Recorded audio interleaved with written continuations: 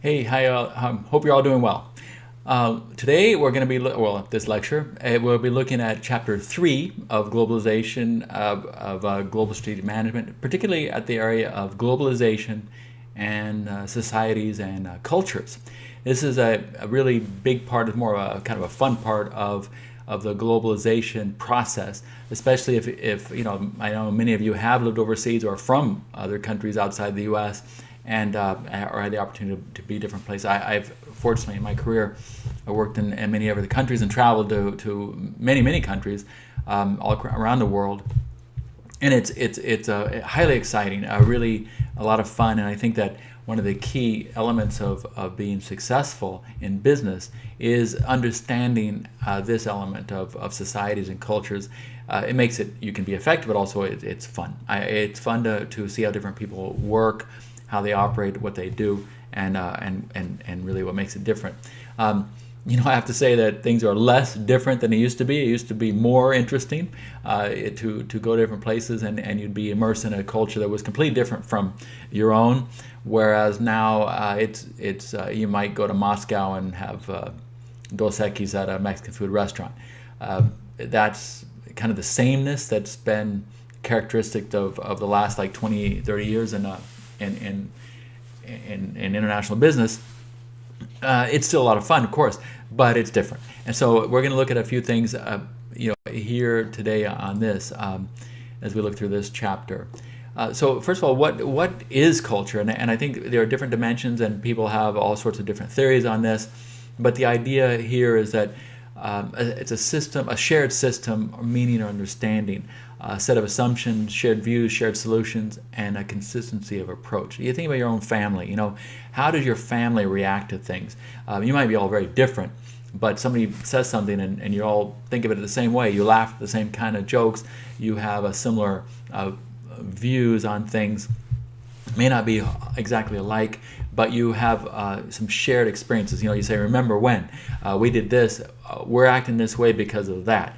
We have certain traditions we want to carry with us. We have certain future we want to obtain. And the same goes true for a country's culture. Now, it's not correct to put everybody in the same bucket on culture, particularly in a more diversified countries like the U.S. and many countries in Western Europe. However, on the other hand, if you go to Argentina, it's not that diverse. Or if you go to Sweden or Switzerland, Norway, these places are there. People have a lot of commonality, a lot more than we're used to seeing here. So but again, and so here you might think, well, I've got to make sure I understand even within my own country the different cultures. However, hopefully we have some shared values, etc. So when you look at that pyramid on what is it, slide 2 or 3, the idea is that you have some basic assumption and meaning. They're almost invisible and conscious. You don't even think about them. They're taken for granted. That's your basis. You could be like it's your values, your ethics, etc. And then you move up to what you've explicitly and declare. You say, I believe in this. We all think this way. We hold these truths to be self-evident and dear to us. And then behavior is the outward manifestation of that. So, if you may, how you act, of course, is a lot based on how you think. And you might say, I think this way, I believe this, but if you don't act that way, then you don't. So this is kind of a nice way to look at it. You have some basic assumptions, you have some values, and then how that leads you into action is kind of, a fairly decent way to look at culture. And a corporate culture is a little bit different because it's often managed by different cultural, different constraints. I mean, you have an employee handbook, like you had with the FIU handbook. You're supposed to sign that. You're supposed to believe it. You're supposed to do it. So the culture is there, but it's kind of formed for you by the organization, by the administration, and then you buy off on it or not. But once you say I'm in that, then you're supposed to adopt those cultural things, and they're shaped by a corporate vision, shared values. In slide 3. Beliefs, assumptions, past experiences, learning, leadership, and communication. So for companies, they will have a culture. It used to be the case where, Hewlett Packard's not what it used to be in terms of satisfaction working there, but years ago it was often before Carly Fiorina days. is considered a great place to work, and they used to have what they call the HP way. You didn't have to type what you said. What's the HP way? You didn't have to talk about it or describe it. Everybody knew what it was. That was, you could just say to somebody, "That's not the HP way. That's not how we do things," and they knew what you were talking about. When you get to that level where you can say that's not the way we do it, then you've really achieved culture. If you say that's the way we do it, say, "What are you talking about? That's a way." Then it's a little bit different. So in a corporate culture, you're striving for your team, your growth, all these things to be consistent with an accepted model of culture. This example on 4, when I used to travel to Korea sometime, and one time I was with our branch manager there, and we had dinner. Then we came back to the office at 10 or 11 o'clock at night, and in the lobby was a scene just like this. There were hundreds of people being led by someone hitting a drum, and then every few seconds they would shout out something, and it's very common there. The protesting of labor relations in Korea is very common. They do it all the time, and it's something that's a way of life, and you see every age and person represented there, and it's just something that's done. That's a cultural thing. It's very different from here. Very, very normal there, and it can throw you off at first. The first time you're in a labor dispute with your staff in a company in Korea, you might be shocked by the people that you dealt with and had lunch with and were friends with, and they work for you, or you work for them. All of a sudden, they're doing this. They're screaming at you. Once you agree to the new situation, labor contract, etc., everything goes back to normal. It's a cultural thing. You have to get used to it. It's different, but it's just the way it is. And there are different cultural things. Like you say, like for example, I worked a lot in Brazil, and so there are a lot of different cultural things, like even on hand signals that you pick up, and they're very, like, if I don't know how many of you know Brazil, and these might be common in other countries as well, but if some place is really full, say how many people are there? Really full. What was it? What was the weather like? It was raining. So when did you get there? Long time ago. So you have to things like that. If you touch your elbow like that, that means that person's very frugal. If you if somebody says something to you, you might say, that means I'm going to have an eye on you. You might pull your ear. That means I think that person's attractive. Of course, this one's thumb up. That's great. That's kind of universal. Any parent in Brazil knows if your kids are acting up, all you do is this, and they stop. That means that it's done. Obviously there are different things that mean different things. That you can give the okay sign in the U.S., you cannot do that in other countries. So there are all sorts of things like that. I won't go on with those things, but you know them. How many of the different hand signals and things that matter, and different things you do. And in this slide here on slide 5, you see. For example, exchanging business card in Japan. If you give your business card to somebody in Japan, they take it in both hands, they hold it, and they read every single word slowly on the card. Then they nod, and they put it in their pocket. They don't just take it with one hand, look at it, and put it on the table. That would be incredibly offensive. So when you're there, we hand you a business card, you take it, you look at it, you read every word slowly, and then you nod and look at them, and you cherish it. That's who they are. That's what they do. That's how it works. In German business etiquette, the same thing. You got to be patient. You got to be adhere to protocol.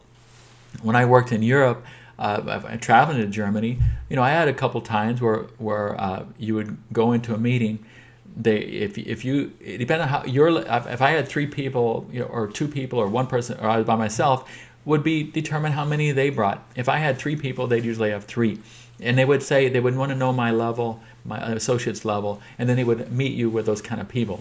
If a person came into the meeting and he thought you were way lower than them in a hierarchy, he would excuse himself and say, I don't need to be here, because they just don't believe in doing that. So what you're, and it's manifested about what your card says. People are very concerned about what their card says, because it will get them in or out of doors in Europe. So these are all different things that you have to learn on business side, but they're very important.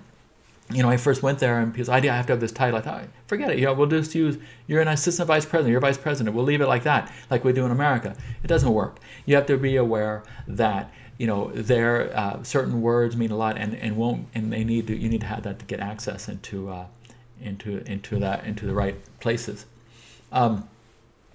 Where these societal and cultural differences make a big difference are different things. Employee relations, for example, they're hugely different in every country. The way you treat your employees, how you must treat with them, and how you either show them deference, respect, etc., or you don't have to.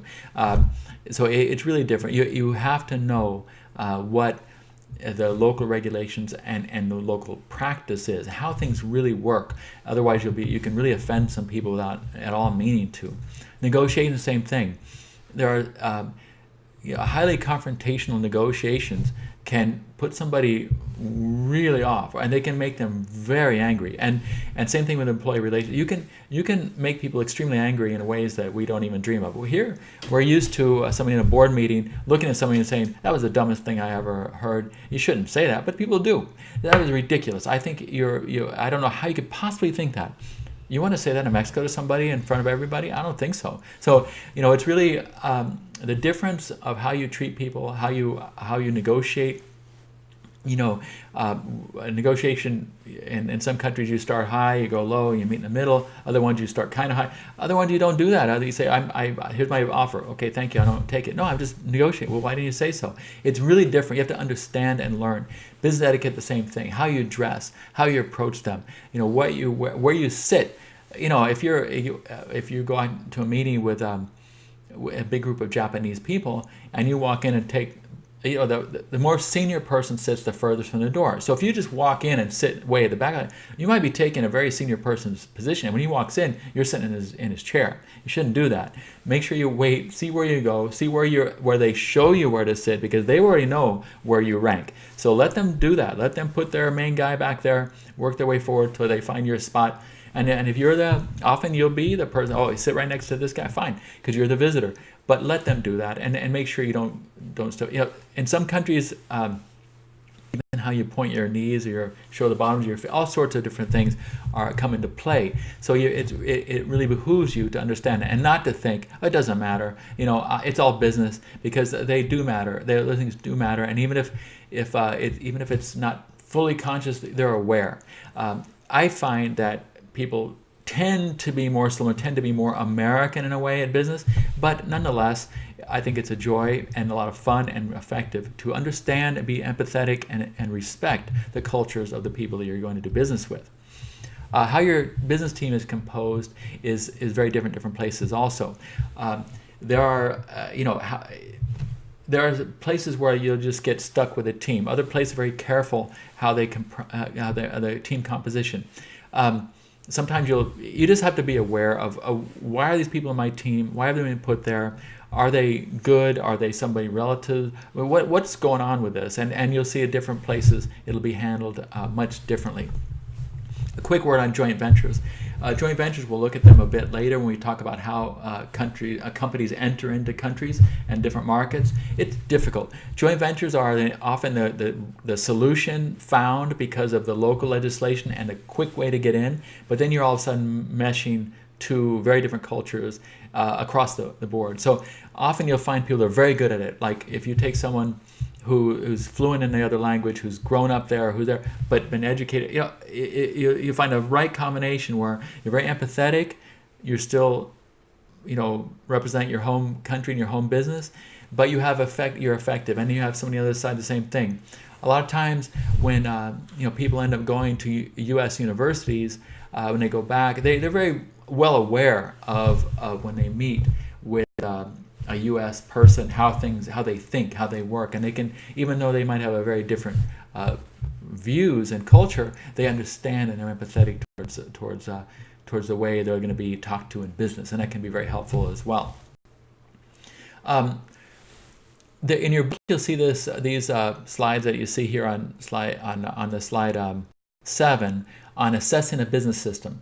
This is important. Read this, look at it. You're basically, what it's saying is this, kind of looks a little bit busy at first, but basically you're saying, when I'm going to look at a business system in a country, what am I going to look at? How am I going to assess it?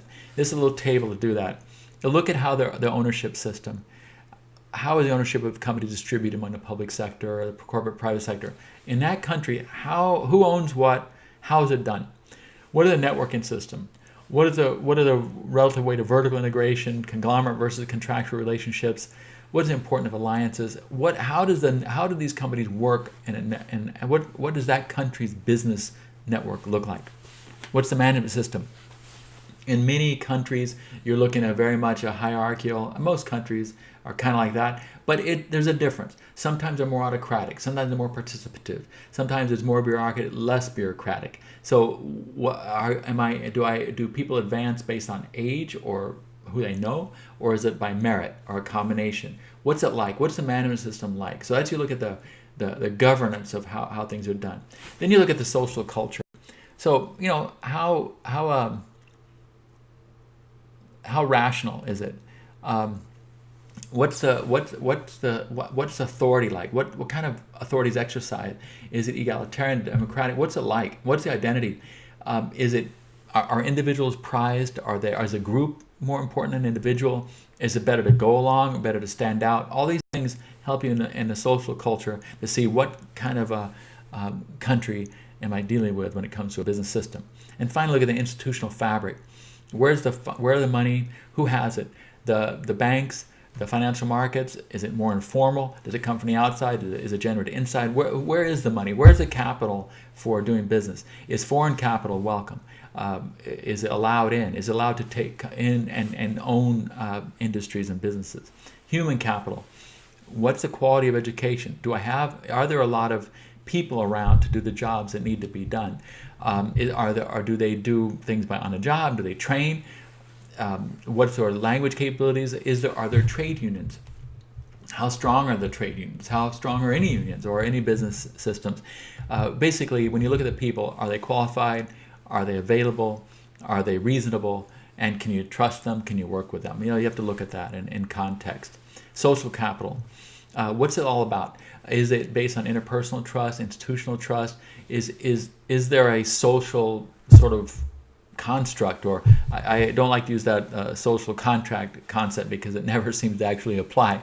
But what is the reference group in the society? Is it the family? Is the family the most important thing?